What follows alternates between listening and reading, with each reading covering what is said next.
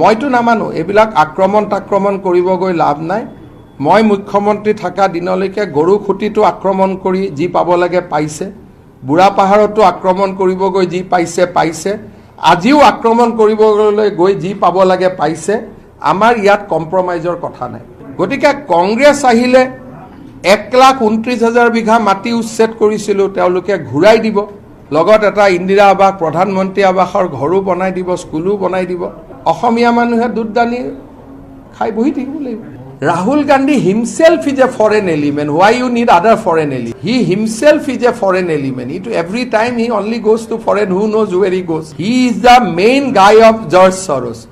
So when Rahul Gandhi and you have Assam PCC president, when you have all those people are here, why you need a different foreign element? They are the highest level of foreign element.